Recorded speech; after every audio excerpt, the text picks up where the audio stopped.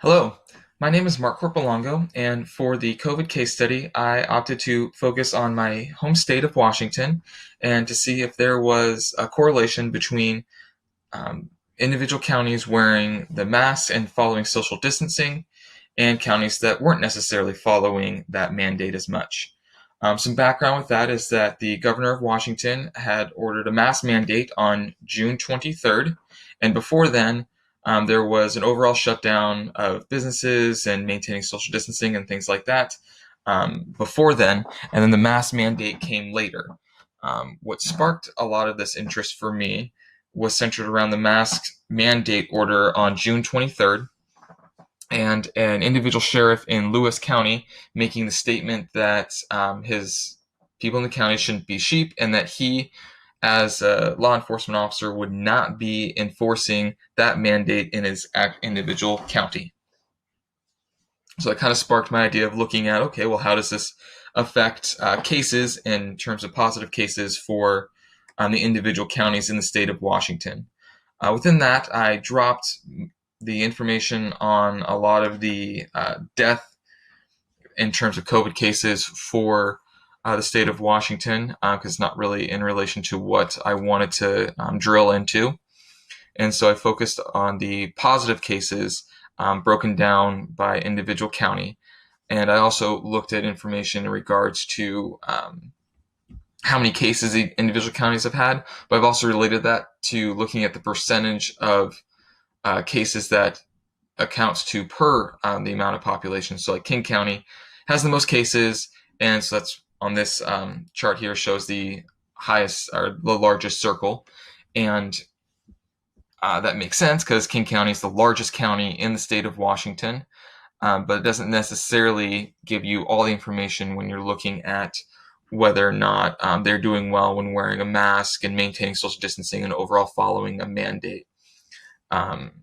So after phase one, a lot of the epidemiological curve within the state did tend to drop off, and then it's kind of risen since when we moved into phase two. So if you look at overall cases within the state, new cases, and you change that, the curve does show that there was the initial rise in cases, the fall moving into phase two, and then rising right back up to where we are now. For some background, this information comes from a date range of dates from February 28th to August 7th. Going back, did want to look at how that sheriff's statement affected the information in his individual county. And so for his county, he's in Lewis County. And for that county, they are a smaller county with about 82,000 people there. But if you look at the date starting on June 23rd, they didn't have too many cases. They only had 51 cases before June 23rd. And then after the mask mandate came out and the sheriff said, oh, we are not going to be enforcing that there, they ended up having 169 cases. That's a 331.37% increase in total cases for that county. In comparison, Island County, which is a very similar sized county, they actually flattened out around that time, and they were able to keep their percentage increase lower. So they started out before June 23rd having 189 cases, so more cases overall. And then after the announcement, they only had 61 cases, so it's only an increase of 32.28%. So there was something there within the smaller case studies, considering that there was only a few hundred cases to really look through. So I wanted to drill down and start comparing some of the larger counties. And so that's where I went to, the largest one, which is King County. King County houses Seattle, and Seattle was one of the first cities to have the COVID cases. And so if you look at their curve, this is when it first came on and have a lot of higher cases, following the masking rules, and then the issues associated with some fatigue, moving into phase two and seeing a lot of the cases on the rise again, based on the idea that people start going out more, not maintaining social distancing, a little bit more of the quarantine fatigue, as it was called, and seeing a lot more cases on the rise. But overall, the county has been fairly successful in maintaining social distancing, wearing masks, and trying to abide by the overall state mandates when it comes to that. Obviously, not perfect, and you're still seeing cases on the rise. But as an overall county, they do adhere more to those mandates compared to other counties. And other counties I'm speaking of is Yakima County. Yakima County is a county that has not followed really any mandates. They had the phases, but they weren't enforced. They kind of did whatever they wanted to and pretty much acted as if the pandemic didn't exist. Hearing a lot of states that it was a fake kind of a pandemic and it's not real, and if you don't think it's real, you're not going to wear a mask or change any of your behaviors. The result of that, in comparison, is that their curve pretty much doesn't have the up and down. It just pretty much kind of curves up on different days and that sort of deal. But overall, if you look at their curve, it's pretty much just kind of straight across going up. What that means for the overall cumulative case counts is that King County has had 16,570 cases compared to Yakima's 10,325 cases. So King County's had more cases, but if you look at the population, King County has 2,253,000 people that are recorded as living in that county. And with 16,570 positive COVID cases, that makes up 0.74% of the overall population that has tested positive for COVID in King County.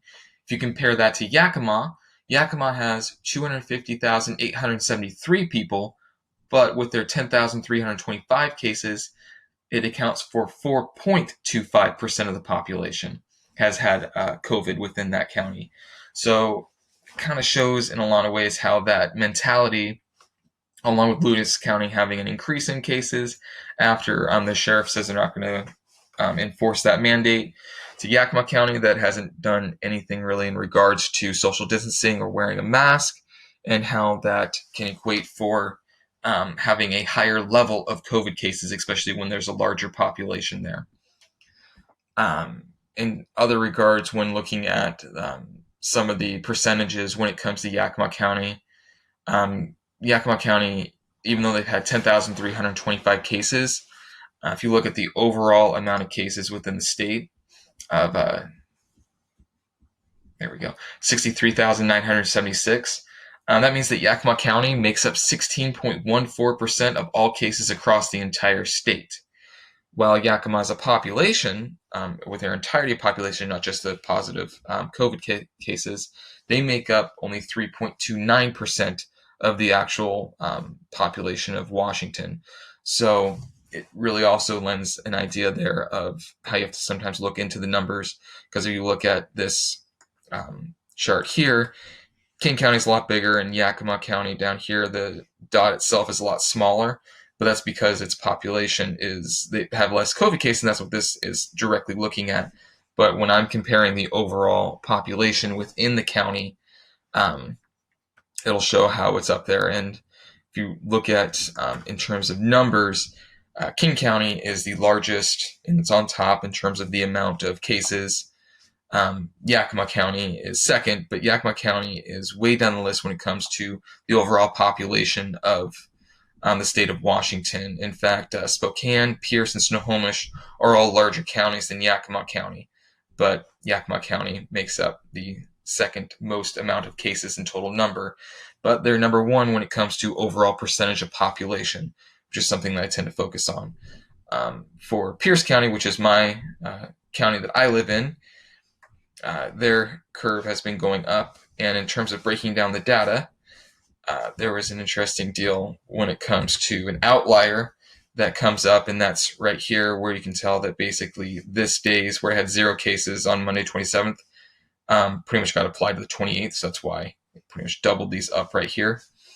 But overall, they've kind of followed the same deal with King County in terms of having the cases, adopting, and then when the state moved into phase 2, which is when restaurants started opening up, but still maintaining distances. There were still social gatherings, but they were limited to the amount of people.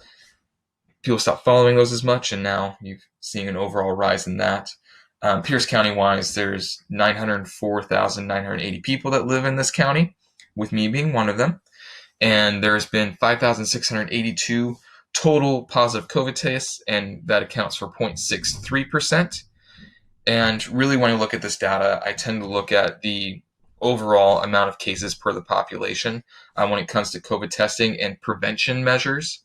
It's one of the reasons why I focus on the death aspect, is because that's, to me, is looking at more of how well hospitals are doing and what people are doing in terms of the people that are actually getting COVID, because that, in a data sense, can be more based on how the demographics break down within that individual county. So that's why I looked at more the overall COVID tests within within each individual county. So yeah, that's pretty much how a lot of this information breaks down. This works now. They just basically break it down between individual county, then new or cumulative cases, in terms of showing different curves and how things work out.